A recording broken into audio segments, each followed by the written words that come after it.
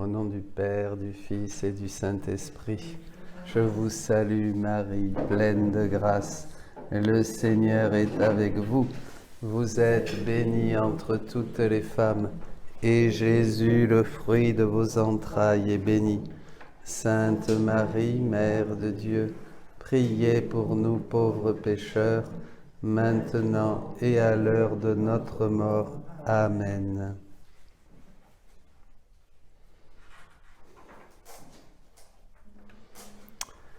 Voilà, eh bien, nous nous réunissons là, avant la vigile pascale, chez nos petites sœurs de Notre-Dame d'Orient.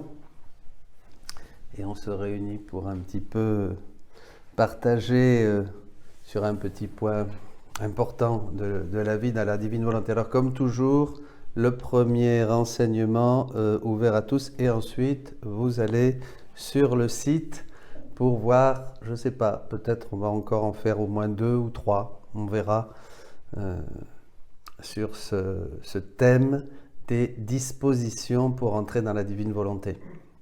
Je suppose que vous voulez tous entrer dans la divine volonté.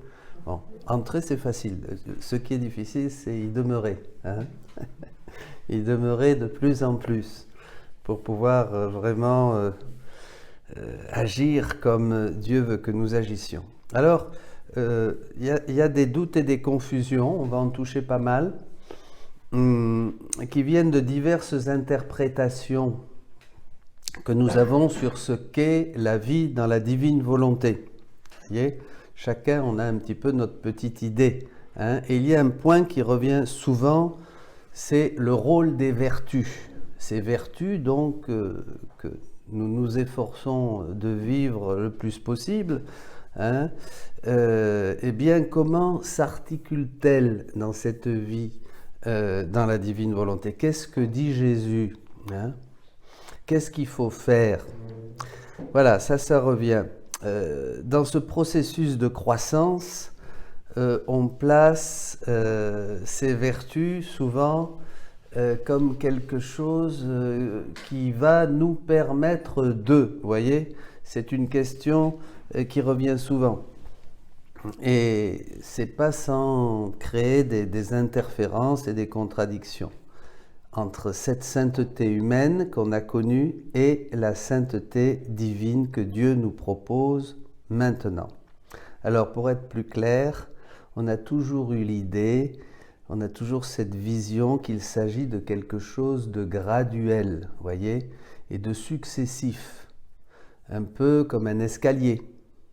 Voyez, un escalier où on avance et à un certain degré, atteint, on passe à un autre degré. Et une fois ce nouveau niveau atteint, on passe au niveau suivant et ainsi de suite. Eh bien, ça ne marche pas comme ça avec la divine volonté. On n'a pas besoin d'atteindre un certain degré de vertu pour mériter la divine volonté. Voilà. D'abord, pour entrer dans la divine volonté, bien sûr, il faut la posséder. Et pour la posséder, il faut comprendre. Alors, il faut commencer par quelque chose de très important.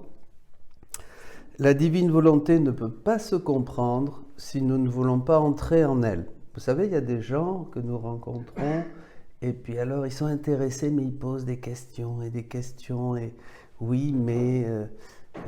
d'accord, je comprends, mais ils sont intéressés, hein, ils vont même acheter les livres, mais on voit qu'ils ne comprennent pas.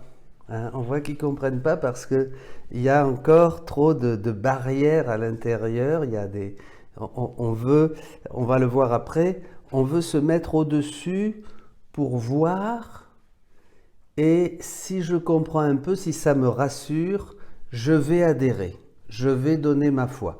Ça ne marche pas comme ça, voyez. Il faut d'abord vouloir pour commencer à entrer dans cette divine volonté, hein, parce qu'on ne peut pas comprendre si on n'est pas dedans. C'est un peu comme les vitraux dans l'église, vous voyez. Ces vitraux sont resplendissants si on est dedans. Derrière, si on est dehors, c'est moche. Hein, c'est tout blafard, c'est tout gris, on voit rien. Mais dès qu'on est dedans, ah, voilà. C'est un petit peu ça. Donc il faut la posséder. La posséder, c'est-à-dire croire, croire que Dieu nous fait ce don. Vouloir, la désirer, l'apprécier, hein, et ça va faire qu'on va la comprendre. On va commencer à être touché, à voir les choses d'une manière différente. Je vais prendre un texte du volume 4, numéro 171, 9 janvier 1903. Jésus dit, « Ma fille, pour bien comprendre un sujet, il est nécessaire de croire. Car sans cela, tout est obscurité dans l'intellect humain. Alors que seulement le fait de croire allume une lumière dans l'esprit.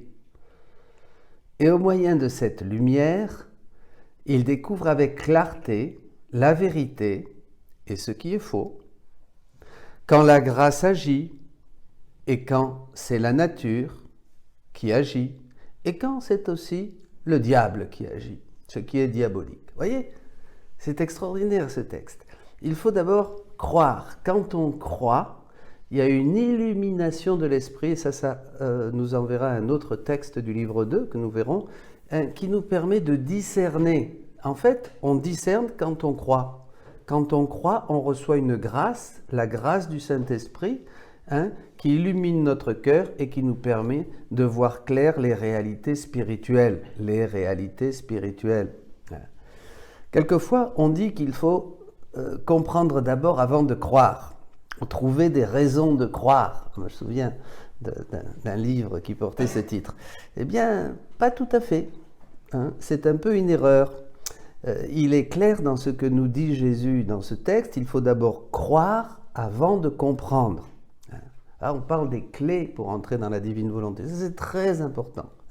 Croire avant de comprendre. C'est en croyant, dit-il, que je vais voir si cela vient de la grâce ou de la volonté humaine ou de l'ennemi. Ne nous compliquons pas la vie.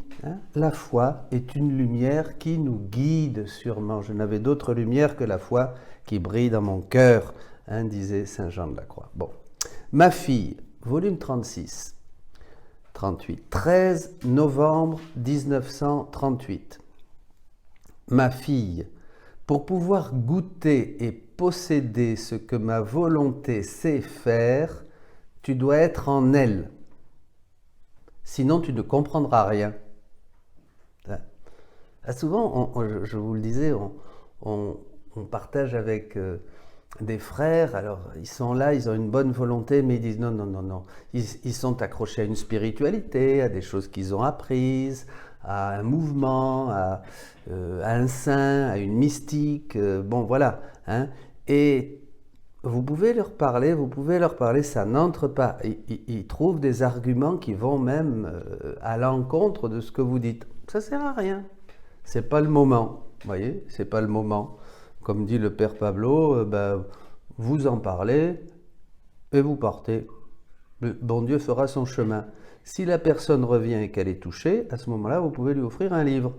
Bon. Il est donc clair qu'il me faut d'abord vivre dans la divine volonté, c'est-à-dire désirer entrer, y entrer c'est facile, nous allons le voir, pour ensuite comprendre ce qu'est cette divine volonté et quelles sont les étapes pour arriver à aller toujours plus profond et à la laisser régner en moi. Il y a beaucoup de lectures qui parlent de ce sujet dans le livre du ciel. Et nous ne pouvons pas toutes les lire, bien sûr. Mais il faut surtout retenir ce processus dynamique. Sur ce chemin, pour acquérir la divine volonté, tout semble un peu obscur si on y met la volonté humaine. Si ma volonté humaine, ma raison veut réfléchir, veut être au-dessus de ce que me dit Jésus pour analyser, ça ne conduira à rien. Il faut croire, croire et croire encore pour comprendre. Donc voilà. Alors, maintenant, la première chose que nous dit Jésus, après donc ce premier point très important, donc croire pour comprendre, c'est qu'il faut perdre. Il faut tout perdre. Il faut se dépouiller de tout ce qui est à nous. Je dois me dépouiller et perdre ce qui est à moi et me dépouiller de ce qui est à moi. Il faut enlever tout ce qui appartient à ma volonté, pour que la sienne puisse agir dans la mienne. Voilà, pour que la divine volonté puisse agir en moi, je dois perdre et me dépouiller. C'est déjà ce que Jésus avait dit dans l'Évangile. Perdre sa vie pour gagner la vie. Vous voyez, tout ça est dans l'Évangile, bien sûr. Alors on se demande toujours de quoi devons-nous nous dépouiller? Voilà, la grande question. D'abord, il faut savoir que je dois me dépouiller, mais pas de ma volonté. Si je me dépouille de ma volonté, je ne suis plus moi-même en relation avec Dieu, une relation d'amour entre Dieu et sa créature. Cette relation disparaîtrait. Donc, je ne dois pas me dépouiller de ma volonté. Je dois renoncer à agir avec mes attributs. Je dois renoncer à agir avec ma finalité. Voyez? Par exemple, est-ce que vous travaillez? Demandait Salvador à une dame. Oui, je travaille. Bon, et alors, très pieuse, la dame, il dit, alors vous travaillez, mais pourquoi vous travaillez? Oh, je travaille pour rendre service, vraiment, mon travail, c'est la charité. Ah bon, d'accord, donc vous n'avez pas besoin, et comment vous mangez? Vous n'avez pas besoin de manger, alors? Non, mais ça, c'est le bon Dieu qui s'en occupe. Alors, il lui a dit, enlevez le bon Dieu. Allez, plus de bon Dieu, il ne s'occupe plus de vous. Vous travaillez. Vous n'avez pas besoin de manger alors. Qui va vous donner à manger? Ah ben si, à ce moment-là, oui, c'est vrai que quand même, je travaille pour pouvoir avoir de quoi nourrir ma famille. Ah ben voyez.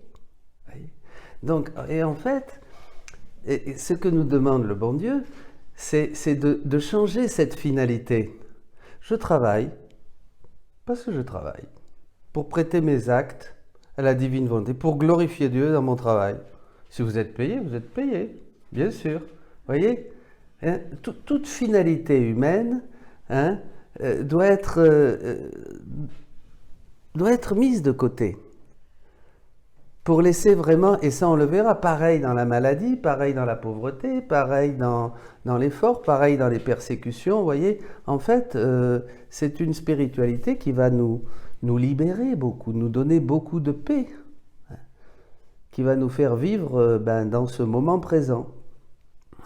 Donc de quoi devons-nous nous dépouiller? Je dois me dépouiller de ce qui appartient à ma volonté, des finalités que je me suis proposées, de mes capacités humaines aussi sur lesquelles je compte m'appuyer, de mes qualités et de mes misères aussi, de tout ce qui est en moi, voyez, de tout ça, nous devons nous dépouiller.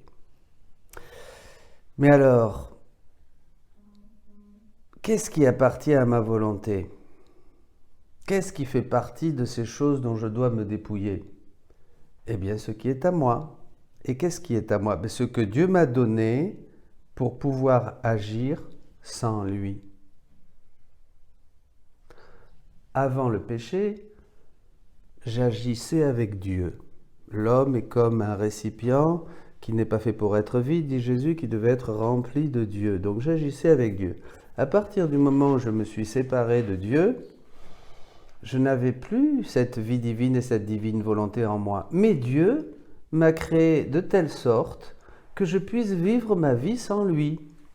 Pourquoi? Mais pour que je puisse le choisir. Si je ne pouvais pas avoir une autre option que de vivre ma vie sans Dieu, j'aurais pas le choix. Je serais esclave, je serais un robot. Regardez le fils prodigue, il a pris ses clics et ses claques, il a pris ses sous, et il est parti, il a vécu sa vie sans le Père. Il n'était plus dans la maison du Père, voyez? Donc, qu'est-ce qui s'est passé? Eh bien, Dieu m'a donné cette possibilité. Il me faut la liberté de pouvoir choisir et de renoncer à vivre avec Dieu. Je ne veux pas vivre avec Dieu. Ou je peux vivre avec Dieu, voyez? Et donc, il me fallait ce choix. Et donc, ce qui est à moi, Il nous l'a donné, ces misères, afin de pouvoir vivre une vie séparée de lui. Cette vie séparée de lui, nous pouvons la vivre avec ce que nous appelons nos misères. Ce sont ces misères qui nous permettent d'agir par nous-mêmes, sans Dieu. La bonne nouvelle, c'est que Dieu veut me donner quelque chose de différent, de radicalement différent de ce que je peux arriver à vivre uniquement par moi-même. Regardez le fils prodigue, il est quand même mieux à la maison du Père. Il y a un bon repas, il y a un banquet, il a des sandales, il a la bague, il a tout. Mais il pourrait aussi retourner encore avec les porcs. Il aura peut-être de quoi manger, de quoi vivre encore 10, 20, 30, 40 ans. Vous voyez, c'est pas un souci. Voilà. Donc je peux vivre uniquement par moi-même, aussi sans Dieu. Mes misères sont donc quelque chose qui est radicalement différent de ce que Dieu veut me donner au départ, puisque Dieu veut me donner évidemment sa vie divine, sa divine volonté, mais je peux dire non, sa vie divine et sa divine volonté, mais elles me permettent, ces misères, de pouvoir aussi agir avec ce qui est à moi, avec mes ressources, sans Dieu. Comme je vous le disais, c'est la parabole du fils prodigue. C'est bien, c'est clair? Oui? Pas de question. Bon. Alors Dieu, dans son omniscience, il sait tout, Dieu, évidemment, sachant par avance que nous allions sortir de son plan, évidemment, et ne pas choisir ce qu'il allait nous proposer, Dieu nous laisse ces misères, il nous les donne en nous créant, nous a créés avec cette possibilité, ces misères, comme un moyen pour pouvoir nous approcher de lui, ou définitivement nous éloigner de lui. Ces misères, en fait, en moi, me donnent une option, un choix. En effet, si j'arrive à vaincre mes misères, qu'est-ce que ça va devenir?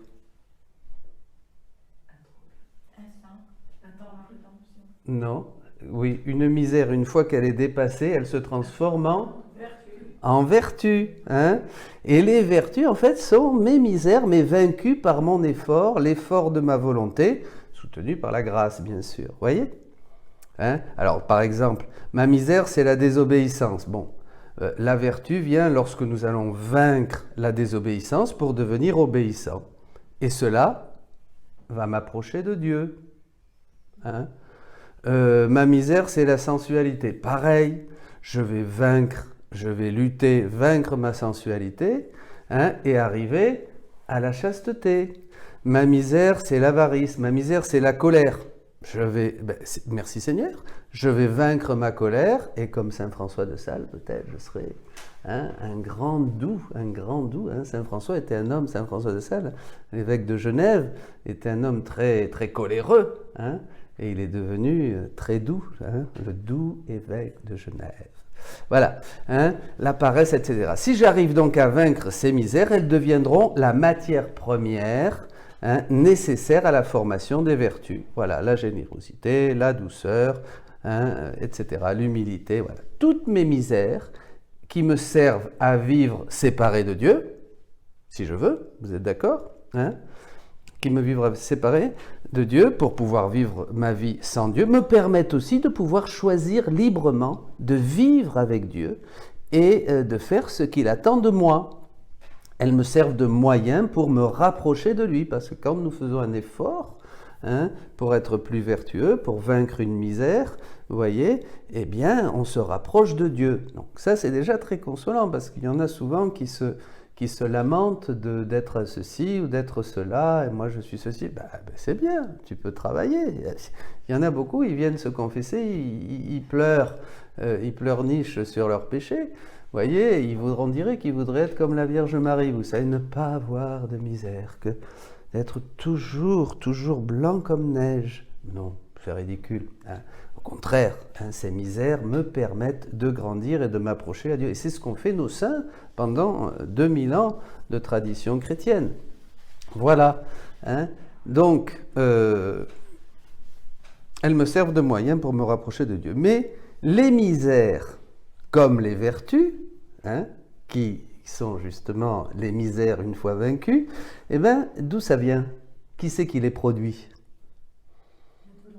La volonté humaine. Ce sont des actes humains, des actes de la volonté humaine. Et Jésus nous dit que sa volonté ne tolère pas même l'ombre d'un atome de volonté humaine. Il nous dit ça. Un très beau passage dans le volume 23 au 22 janvier 1928. Elle, la divine volonté, veut supprimer tout germe et toute humeur de la volonté humaine pour rendre ton âme aussi bien que ton corps, tout sacré. Tout est sacré en toi. Rien ne veut rendre ton âme... Attendez là.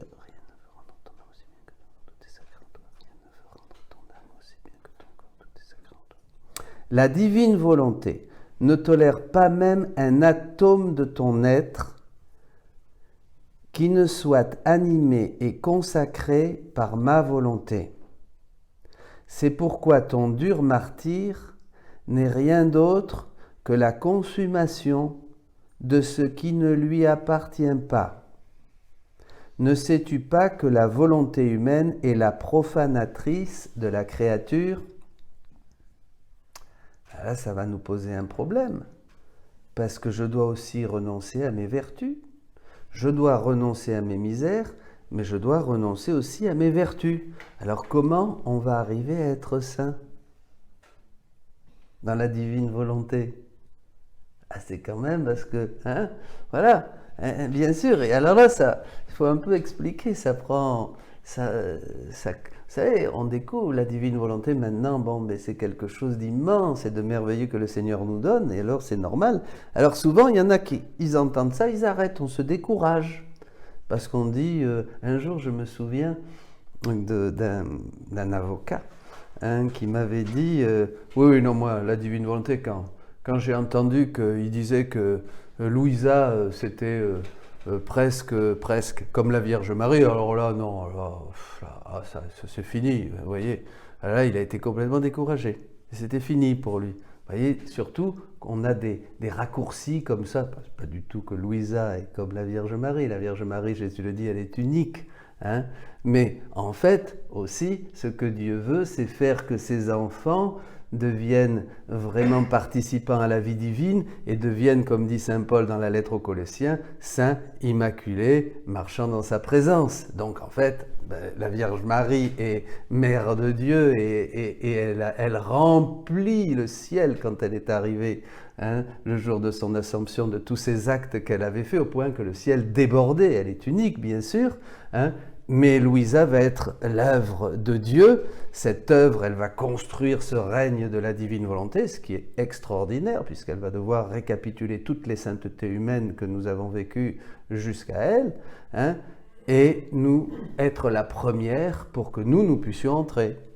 Comme dans un autre enseignement, on voit que nous n'avons pas besoin de souffrir et de faire la même chose que Louisa. Louisa s'en est occupée. Mais Dieu a choisi une créature de notre race pour qu'elle puisse édifier ce royaume de la divine volonté et maintenant faire que tous puissent y entrer. Vous voyez? Mais c'est sûr que dans Louisa, la Vierge Marie et Louisa, Marie et Jésus, c'est vraiment la rédemption, et Louisa, c'est la petite chose de rien que Dieu a choisie, parce qu'il l'a trouvée la plus pauvre, voilà, pour pouvoir justement ouvrir maintenant ces temps, qui sont les derniers, ce royaume à toutes les créatures. Et que la divine volonté puisse revenir. Donc vous voyez, c'est des choses qu'il faut prendre, il ne faut pas s'arrêter dès qu'on ne comprend pas, il faut continuer. Et on comprendra quand le moment sera venu. Vous voyez, c'est ça, avoir cette simplicité des enfants. Bon, donc je reviens au sujet. Alors ça gêne un peu. Comment on va faire avec ses vertus s'il faut renoncer à ses vertus? Et on va voir que Jésus nous le dit. Mais c'est très clair dans l'enseignement de Jésus, il va revenir souvent sur ce point. Alors nous pensons que si je renonce à mes vertus, je vais donc renoncer à ce qui m'approche de Dieu. C'est vrai. C'était vrai avant le royaume de la divine volonté. Maintenant, si je renonce à ce qui durant un temps m'a rapproché de lui, justement, lui va pouvoir déposer en moi tout ce qui est à lui. Avant, je faisais un effort avec le dépassement de mes misères, hein, pour acquérir une vertu dans une circonstance ou une autre. C'est pas toujours, on ne peut pas tout le temps exercer les vertus, parce que, par exemple, pour être gentil quand on me frappe sur la joue, il faut qu'il y ait quelqu'un qui vienne me mettre une baffe. Vous voyez? S'il n'y a personne, je ne peux pas éprouver. Hein, c'est que Saint Dorothée de Gaza qui disait, tu veux savoir si tu es dans la paix, tu veux savoir comment, que quelqu'un vienne comme une cloche, il faut la frapper pour écouter le son de la cloche. Que quelqu'un vienne te frapper en parole, avec un geste ou avec quelque chose qui t'énerve, on va voir. Vous voyez? Ça, c'est très important. Donc, on ne peut pas exercer tout le temps les vertus. Hein, mais on va voir. Alors, ça, c'est très important. Tandis que dans la divine volonté, on va s'exercer tout le temps à la laisser régner en nous et à nous vider toujours plus de nous-mêmes pour qu'elle règne en nous à chaque instant. Bon. Maintenant, si je renonce donc à ce qui m'a... Alors, comment? Qu'est-ce qu'il va faire? Il va déposer en moi ce qu'il veut. Enfin, je vais perdre la vertu humaine et acquérir la vertu divine. Je ne vais pas rester sans vertu. Elles seront là, mais comme des balises qui me confirment que je suis sur le chemin. Mais premièrement, je vais recevoir tout de Jésus qui va me donner dans le moment présent et dans la circonstance qui est la mienne, tout ce qu'il a. Je vais prendre le tempérament de Jésus, vous avez ça dans le livre 11. Hein?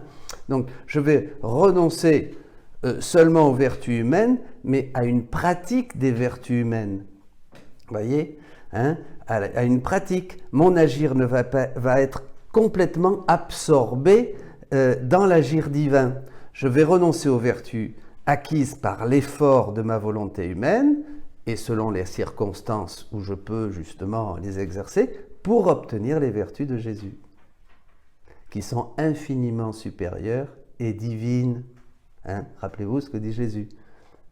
Entre en moi, verse-toi totalement, hein, plonge complètement dans ma divine volonté et tu me trouveras moi et tous les attributs de Jésus. Hein. Jésus dit au volume 14, tous les actes humains sont élevés par la divine volonté dans son acte, d'une manière divine, en vertu de ma volonté. Volume 14. 19 octobre 1922. Je répète. Tous les actes humains sont élevés par la divine volonté dans son acte, d'une manière divine, en vertu de ma volonté. Alors ce processus est un peu difficile à comprendre. Hein. Bon, même je vous dirais qu'au début, quand j'ai découvert la divine volonté, j'avais pas le nez sur cette problématique. Hein. Donc ça peut dépasser pour le moment, mais il faut continuer, ne vous inquiétez pas. Hein. La divine volonté, c'est la vie du ciel. Les connaissances que nous avons ici sont le langage que nous aurons au ciel, qui nous permettra de dialoguer avec Dieu le Père, avec le Fils, avec le Saint-Esprit. Donc, si nous n'avons pas ces connaissances, nous serons peut-être au ciel comme des poupées, hein, avec des petites ailes bien jolies, bien mignonnes, mais nous n'aurons pas grand-chose à dire, parce que les connaissances s'acquièrent maintenant. Ah, et ça, c'est un autre thème. Ça, ça fait trembler, hein, mais c'est quand même très important. Vous me comprenez? Vous comprenez que vous n'avez que cette vie pour acquérir le langage du ciel. Ouais? Ça va? Gros silence. Alors quand c'est comme ça, c'est ou personne n'a rien compris, ou tout le monde a compris, mais tout le monde est terrorisé. Hein? Et voilà. Ou alors j'ai mal expliqué aussi, ou alors j'ai très bien expliqué, alors tout le monde est content. Voilà, c'est ça, il y a beaucoup de choses. C'est difficile de donner des enseignements parce qu'on ne sait jamais. Bon, alors continuons. Ça nous coûte un peu. De penser que si je n'ai pas une vie vertueuse telle que nous l'avons conçue dans la spiritualité traditionnelle,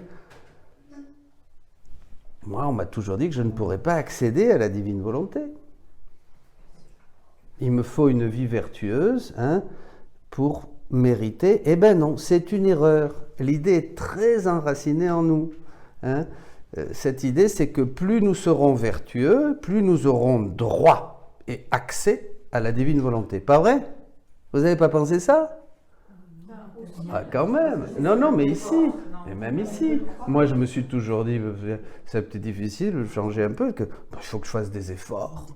Il faut que je fasse des efforts de prière, il faut que je fasse des efforts de charité fraternelle, il faut que je fasse des efforts d'abandon, il faut que je fasse des efforts d'humilité, bien sûr. Il faut que je fasse des efforts tout le temps, parce que sinon, la divine volonté, quick! Eh oui, et je ne vais pas la mériter, donc je n'aurai pas droit à cette divine volonté. Vous voyez, on est quand même dans l'échelle, on est dans la montée du Carmel, on est parce qu'on a toujours eu cette... eh bien non, la divine volonté, c'est un don.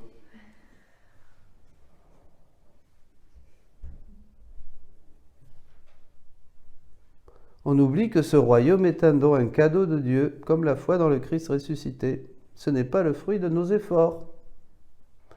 Si ce royaume de la divine volonté était une récompense, la conséquence est le résultat d'une sainteté humaine, eh bien cela ne serait plus un don, ça serait un droit que la créature devrait recevoir comme fruit de ses efforts. Vous n'êtes pas d'accord ?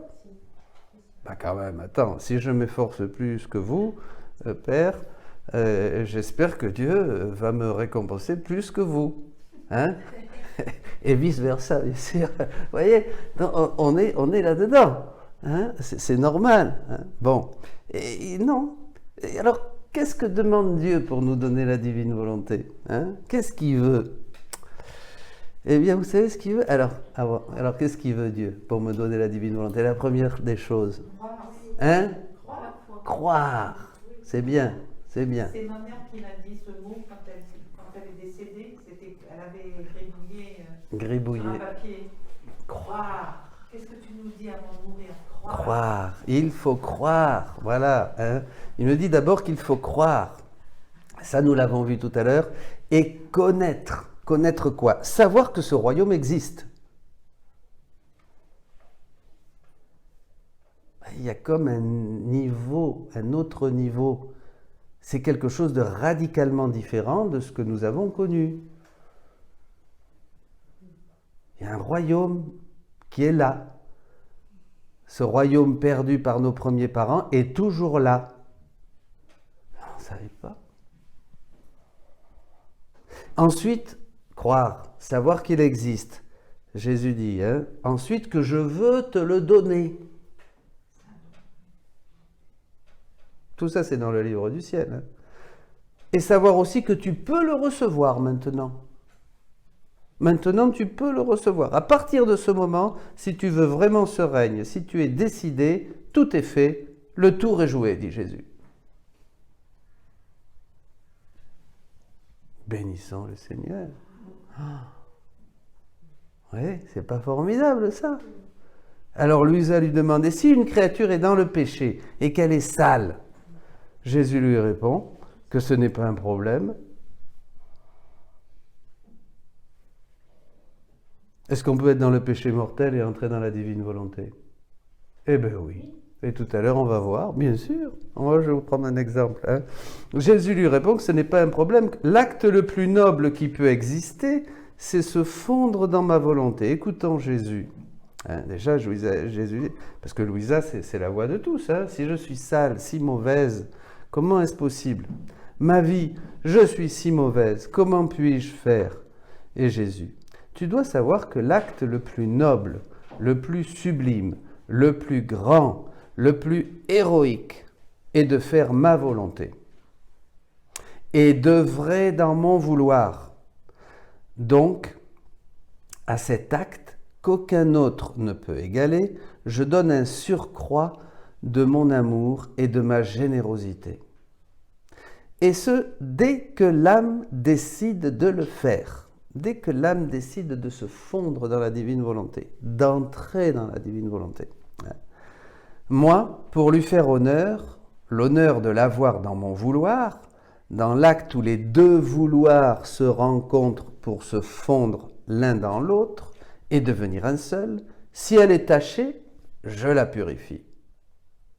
Et si elle a des épines, les épines de la nature humaine, et si les épines de la nature humaine l'enveloppent, je les détruis. Si un clou la transperce, c'est-à-dire le péché, je le pulvérise, car rien de mauvais ne peut entrer dans ma volonté. En effet, tous mes attributs l'envahissent et changent la faiblesse en force, son ignorance en sagesse, sa misère en richesse, et ainsi de suite pour tout le reste.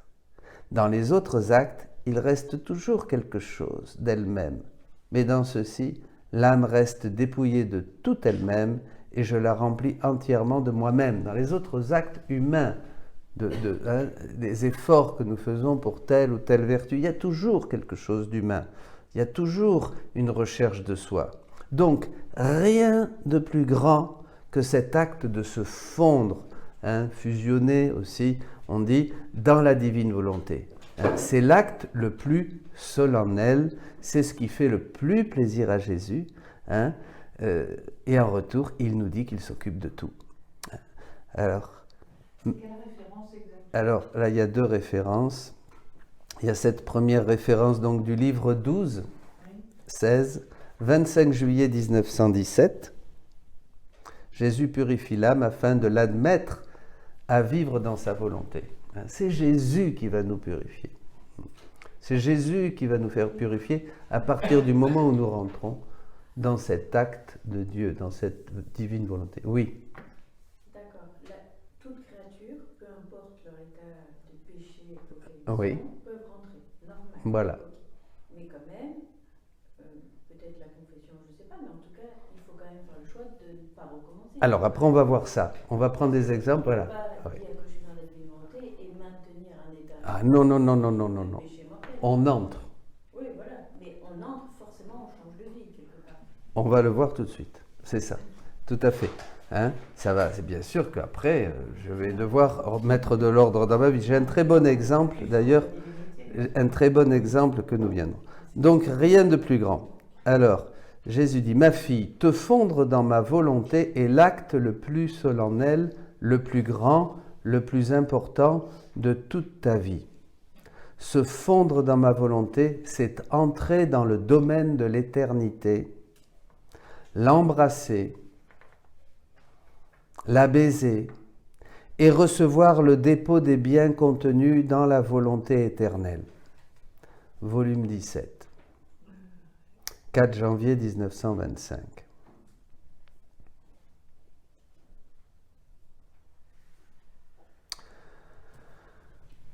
Pour entrer dans la divine volonté, il suffit de vouloir, disait Jésus, au 16 février 1921 du volume 12.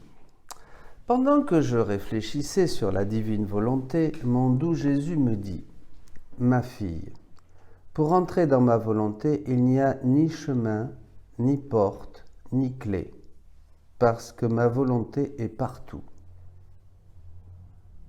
On la trouve sous ses pieds, à droite, à gauche, au-dessus de sa tête, absolument partout.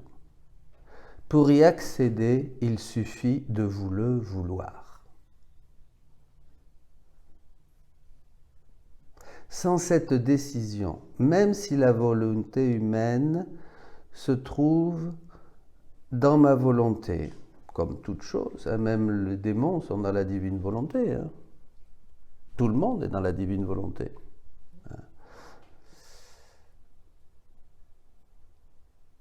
Elle n'en fait pas partie, elle ne jouit pas de ses effets, elle s'y trouve comme une étrangère.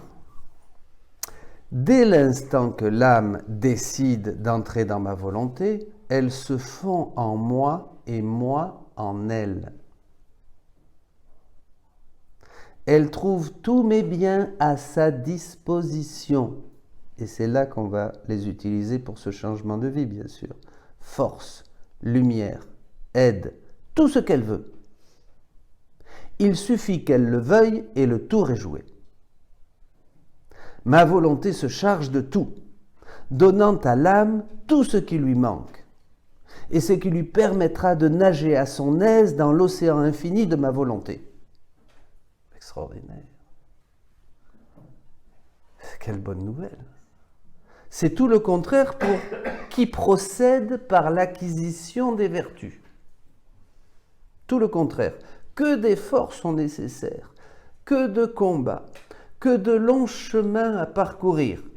Et quand il semble que la vertu sourit enfin à l'âme, une passion un peu violente, une tentation, une rencontre fortuite la ramène au point de départ.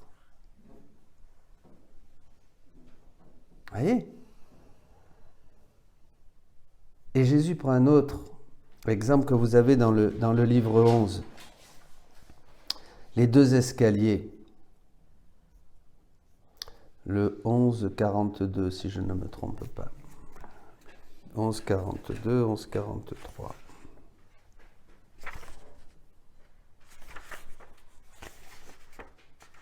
Oui, 11,42, 25 novembre 1912. Ensuite, il m'a fait voir deux escaliers qui s'élevaient de la terre jusqu'au ciel. Sur l'un des escaliers, il y avait beaucoup de gens, sur l'autre très peu. Celui où il y avait peu de monde était d'or massif. Et ce peu de gens qui y montaient paraissaient autant d'autres Jésus, si bien que chacun d'eux était un Jésus. L'autre escalier, où il y avait davantage de monde, semblait être en bois, et l'on y distinguait des personnes qui étaient presque toutes de petite taille et sans grand développement. Et Jésus m'a dit, « Ma fille, sur l'escalier d'or montent ceux qui font leur vie dans la mienne. » Se fondre en Jésus, entre en moi. Qui font leur vie dans ma vie. Dans ma vie. Si bien que je peux dire qu'ils sont mes pieds, mes mains, mon cœur, tout moi-même. Comme tu vois, parce qu'ils sont d'autres moi, ils sont tous pour moi, et moi, je suis leur vie. Leurs actions sont toutes d'or et d'un prix incalculable. Un acte dans la divine volonté est plus grand que toute la création, dit Jésus. Un acte dans la divine volonté est plus grand que toute la création. Un prix incalculable, parce qu'elles sont divines. Personne ne pourra jamais parvenir à leur niveau, parce qu'ils sont ma vie même. Presque personne ne les connaît, parce qu'ils vivent cachés en moi. C'est seulement au ciel qu'on les connaîtra parfaitement. L'escalier de bois sur lequel ils sont plus nombreux, ce sont les âmes qui cheminent par la voie des vertus. Oui, mais sans l'union à ma vie et la connexion continuelle à ma volonté. Leurs actions sont de bois, parce que seule l'union avec moi forme l'action d'or. Par conséquent, elles sont d'un prix minime. Ces âmes sont de petite taille, presque rachitiques, parce que dans leurs bonnes actions se mêlent beaucoup de fins humaines. Et les fins humaines ne donnent pas de croissance. C'est ce qu'on disait tout à l'heure. Un changement d'intention. L'intention est l'âme de l'action. Si ma finalité est humaine, et c'est là le martyre et la purification. En toute chose, vous faites un bon repas, vous avez les enfants qui viennent manger, vous allez faire un bon repas, mais pas pour qu'ils soient contents de bien manger, pour vous, que vous soyez contente de vous. Waouh, j'ai fait un bon repas, ah, qu'est-ce que tu as bien cuisiné, maman, et tout ça. Dans votre cœur, c'est caché, vous faites les choses pour prêter vos actes à la divine volonté. Vous allez peler les pommes de terre avec les mains et les intentions de Jésus pour que tous ces mouvements soient autant de bénédictions pour toutes les générations passées, présentes et futures, pour toutes les mères de famille, pour toutes les cuisinières. Voilà, vous allez faire vos rondes, vous faites votre repas et puis c'est tout. C'est pour ça qu'il faut être attentif. Tout le temps.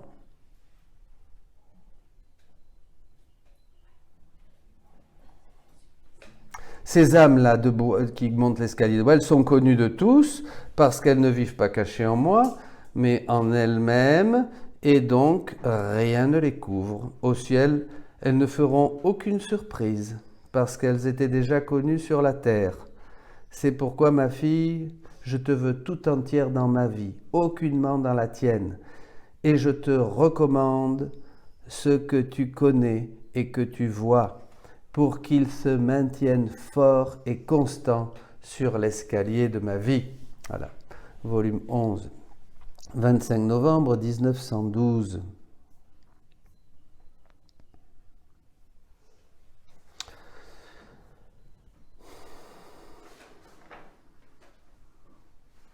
La créature qui veut se fondre dans ma divine volonté doit croire que je vais faire tout pour qu'elle entre dans ce royaume. C'est quel texte, ça? Lequel? C'est la dernière phrase. C'est repris d'un autre texte, là. Voilà. Faire tout pour qu'elle rentre dans mon royaume. Demandons-nous donc, et je vous pose la question, est-il difficile d'entrer dans la divine volonté? Non? Non? De quoi avons-nous besoin? Connaissance, vous vous rappelez? Il faut savoir qu'elle existe, savoir qu'il peut nous la donner et savoir qu'on peut la recevoir. Connaissance et disposition. Hein? Oui, la foi, bien sûr. Une fois que nous avons cette connaissance et cette disposition, sans se préoccuper si nous avons ou pas des vertus, et si nous n'avons rien, c'est pas grave, eh bien, avec ça, ça suffit. Plus tu es pauvre, disait déjà Thérèse, sans vertu, sans désir, plus tu es disposé à cette activité de l'esprit consumante et transformante. Vous vous rappelez, la divine volonté, c'est un don du Saint-Esprit. Elle avait vu juste, la petite Thérèse. Mais c'est pas grave, deux choses sont donc nécessaires, la connaissance et la disposition. Et j'entre dans le royaume de la divine volonté. Bien sûr, cela, c'est juste entrer. Ensuite, il faut demeurer. Et là, c'est une autre histoire. C'est une autre histoire. Mais déjà, le fait d'y entrer et de se fusionner avec Jésus va nous donner beaucoup de grâce et de force. Il l'a dit, les clous te transpercent, tu es sale, je te purifie, je pulvérise le péché, et tout ça. C'est vrai. Beaucoup donnent ce témoignage que Jésus, dont Jésus parle dans le livre 11 aussi, c'est un nouveau baptême, une nouvelle effusion du Saint-Esprit. Alors, demeurer, ça qui nous intéresse quand même. Pourquoi il faut la connaissance? Posons-nous la question. Quelle est la fin de l'histoire de l'homme? Le grand final de toute l'histoire humaine, c'est quoi? Oui. Grand final de toute l'histoire humaine, c'est quoi? Apocalypse, les noces. Bienheureux ceux qui sont invités aux noces de l'agneau. C'est ce qu'on va chanter là ce soir, je pense. Eh oui, bienheureux, alléluia, il règne le Seigneur notre Dieu, le souverain de l'univers. Soyons dans la joie, exultons et rendons gloire à Dieu, car elles sont venues les noces de l'agneau. Et pour lui, son épouse a revêtu sa parure. Un vêtement de lin fin lui a été donné, splendide et pur. Apocalypse 19, 6, 8. Donc voilà, bienheureux. Ces noces de l'agneau sont les épousailles de Jésus avec son Église triomphante, toute belle, divinisée, car la créature est toute divine. Elle participe pleinement à toute la vie divine. C'est la fin de toute l'histoire. Hein, quand cette créature, voilà, hein, est totalement divinisée. C'est un mariage. Ce sont des épousailles. Que nous faut-il donc pour arriver à ces noces? Qu'est-ce qu'il faut avant? Qu'est-ce qu'il faut? Mais allez, ne soyez pas tellement mystico. Un homme et une femme, qu'est-ce qu'il faut avant d'arriver? Hein? L'amour. Il faut l'amour, bien sûr, c'est tout. Rien d'autre que l'amour. C'est l'amour de Dieu envers nous. Ça, il est là. C'est acquis et ça ne changera pas. Hein? Cet amour est là de toute éternité. Dieu nous a donné dès les premiers moments de la création cet amour. L'homme ne l'a pas voulu. Mais cet amour est toujours là. Voilà. C'est-à-dire que nous allons seulement nous disposer en nous laissant pénétrer par cet amour. À travers toutes les circonstances de la vie, nous allons dire oui. Fiat. Allez. Vivre dans le fiat, à travers toutes les contradictions, toutes les difficultés, toutes les oppositions, toutes les mauvaises nouvelles, tout, fiat, fiat, fiat. On vit dans l'instant présent. Voyez? On prend tout comme venant de Dieu. Nous croyons que tout concourt à notre bien parce que Dieu m'aime. Voyez? C'est magnifique ça. Hein? Que nous faut-il pour accepter cet amour de Dieu? Eh bien, il faut la connaissance. Sans la connaissance, on ne peut pas s'acheminer vers l'amour. On ne peut pas arriver à lui. La vie éternelle, c'est qu'il te connaisse toi. Voyez, Jean 17, 1, 3. La vie éternelle, c'est la connaissance. Ce n'est pas une connaissance intellectuelle, c'est une connaissance amoureuse. On va voir après, je ne sais pas si on y arrivera, c'est cette épiphanie, hein, comme les rois mages. Ah, la beauté de Jésus, la grandeur de cette majesté, cet amour, cette miséricorde, cette sagesse, vous voyez, c'est ça, c'est une épiphanie.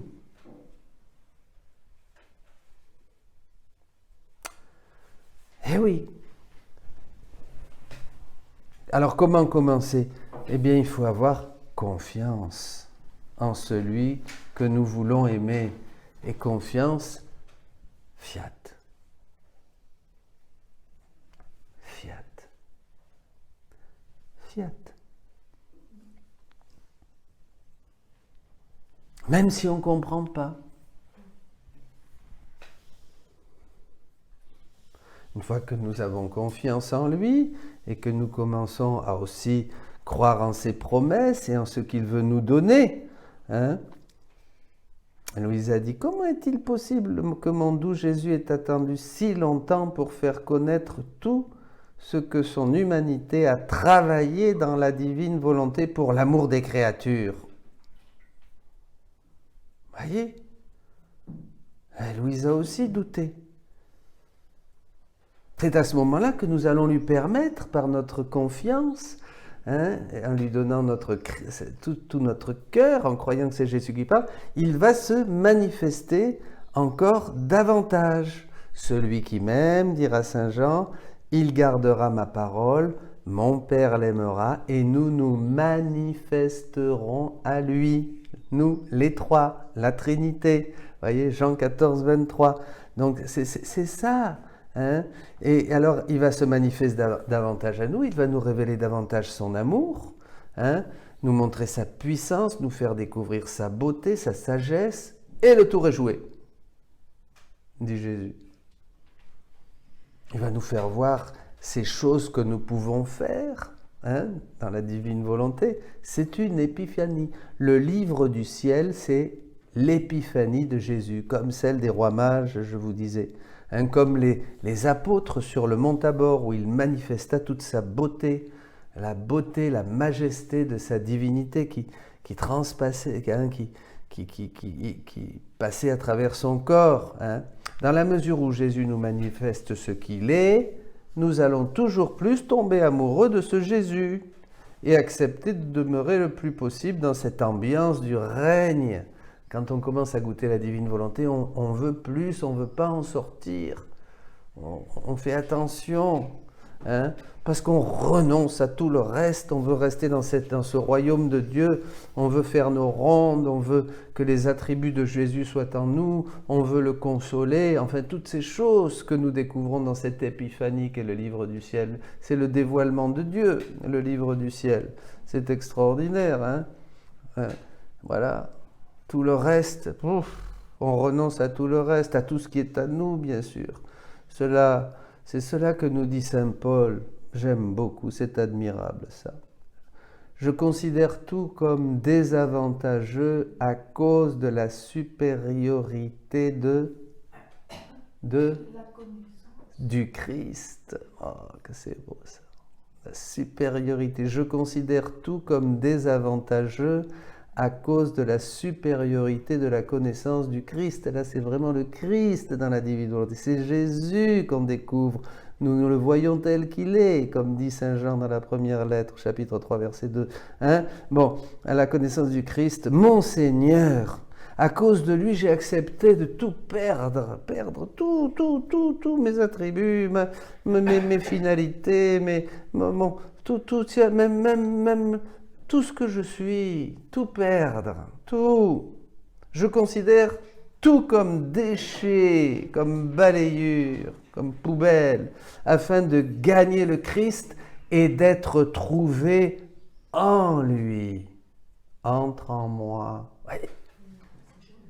C'est Paul, je vous donne la référence. 3, 8, 9.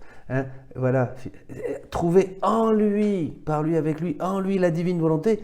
On savait qu'il fallait faire la volonté de Dieu pour être des bons serviteurs, vous vous rappelez, on s'était forcé, mais là, c'est pas, Jésus dit, c'est pas faire ma volonté. Non, ça c'est le serviteur, ça c'est pour les esclaves, les serviteurs. C'est en lui, dans la divine volonté, dans cette mer immense où il va tout de suite me purifier et me donner tous ses attributs pour que je puisse en disposer. Je considère tout comme déchet afin de gagner le Christ et d'être trouvé en lui, n'ayant pas comme justice à moi celle qui vient de la loi. Oh, cette petite justice de ma tête. Non. Et de ma terre, voilà, de ma terre et de ma tête. Voilà, cette petite justice de la loi, de mes idées, de ma raison.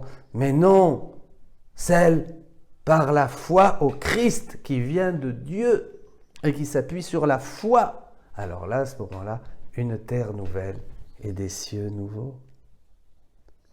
Des cieux nouveaux, une terre nouvelle. Vous voyez, ça c'est important. C'est merveilleux, ce texte de saint Paul. Je vous donne la référence parce que ça, Philippiens 3, 8, 9. Voilà.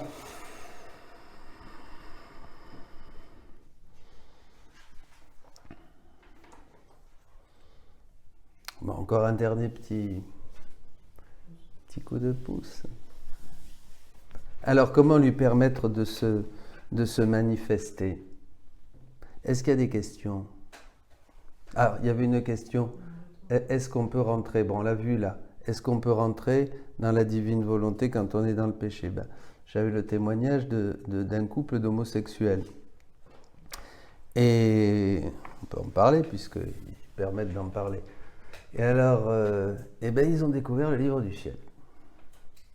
Et poum, ils sont rentrés dans la divine volonté. Ils ont commencé à faire lits séparés, sous le même toit. Et puis après, chacun dans sa maison. Et maintenant, ce sont des apôtres de la divine volonté, vous voyez. Et ils sont rentrés. Alors, ça ne veut pas dire après, bien sûr, ils ont été se confesser. Et puis, ils vont à la messe, etc. Mais voyez, Jésus s'occupe de tout. Se fondre. Je n'avais pas compris la phrase, vraiment bien compris. Quand le péché abonde, la grâce surabonde, c'est ça. Quand le péché abonde, la grâce surabonde. Voyez. Voilà. Alors, comment lui permettre de se manifester? Le livre du ciel est donc cette épiphanie de Jésus. Ce que nous attendions, ce qui nous était promis.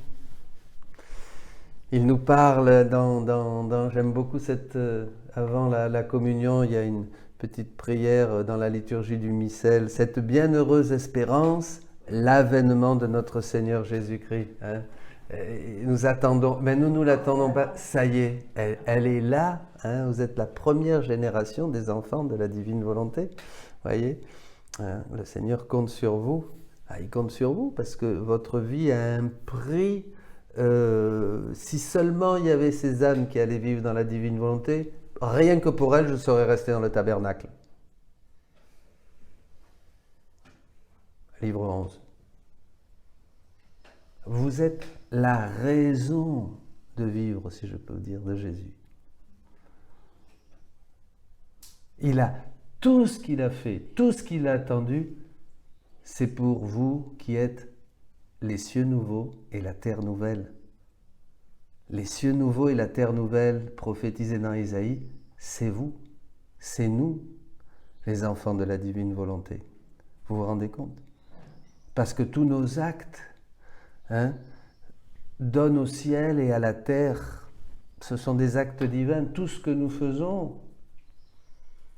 Alors comme on n'est pas habitué... Alors le problème là, c'est à nous, on ne va pas développer ça maintenant, mais comme nous ne savons pas qui nous sommes, très peu, très peu.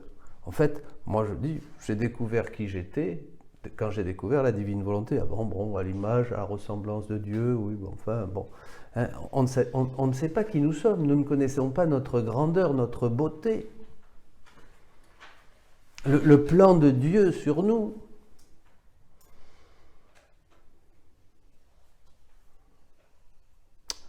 Dans le livre du ciel, Jésus se dévoile, il se fait connaître, il nous montre qui il est.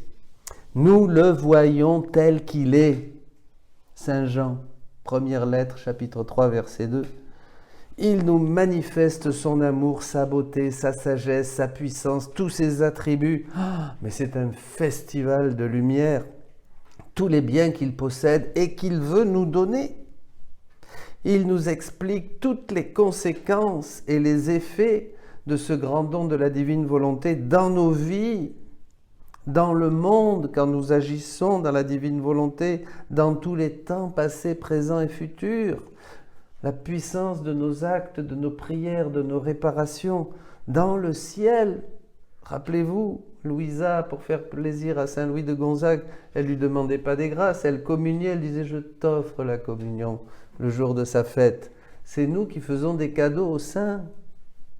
Parce que les saints ont attendu jusqu'à ce que vienne Louisa pour voir enfin des créatures faire des actes dans la divine volonté qui montent et qui les embrassent dans le ciel.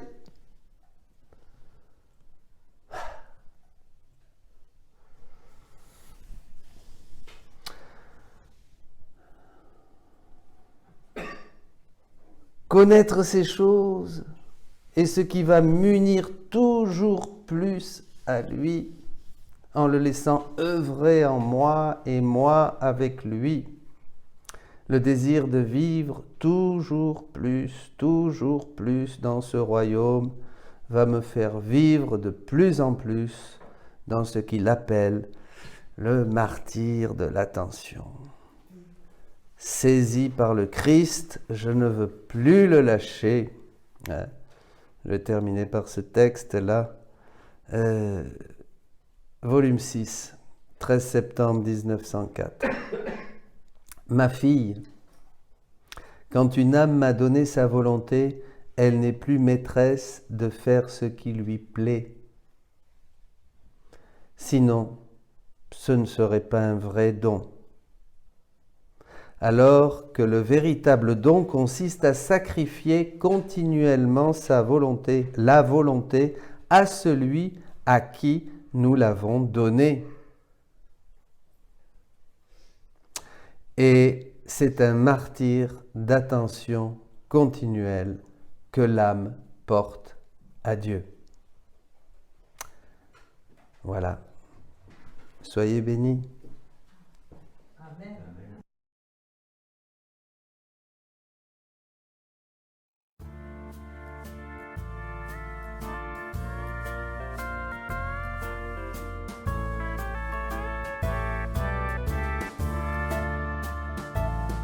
C'est la ronde des je t'aime à Jésus. C'est la ronde des je t'aime à Jésus. C'est la ronde des je t'aime à Jésus. C'est la ronde des je t'aime à Jésus. Vous, lune et soleil et planète, je dépose en vous des je t'aime à Jésus. C'est la ronde des je t'aime à Jésus. C'est la ronde des je t'aime à Jésus. C'est la ronde des je t'aime à Jésus. C'est la ronde des je t'aime à Jésus. Vous, feuilles et pétales et arbres, je dépose en vous des je t'aime à Jésus. C'est la ronde des je t'aime à Jésus. C'est la ronde des je t'aime à Jésus. C'est la ronde des je t'aime à Jésus. C'est la ronde des je t'aime à Jésus. Vous, océans, mer et fleuves, je dépose en vous des je t'aime à Jésus. C'est la ronde des je t'aime à Jésus. C'est la ronde des je t'aime à Jésus. C'est la ronde des je t'aime à Jésus. C'est la ronde des je t'aime à Jésus. Vous, insectes, poissons et bêtes, je dépose en vous des je t'aime à Jésus. C'est la ronde des je t'aime à Jésus. C'est la ronde des je t'aime à Jésus. C'est la ronde des je t'aime à Jésus. C'est la ronde des je t'aime à Jésus. Vous, cœur des enfants et des mères, je dépose en vous des je t'aime à Jésus. C'est la ronde des je t'aime à Jésus. C'est la ronde des je t'aime à Jésus. C'est la ronde des je t'aime à Jésus. C'est la ronde des je t'aime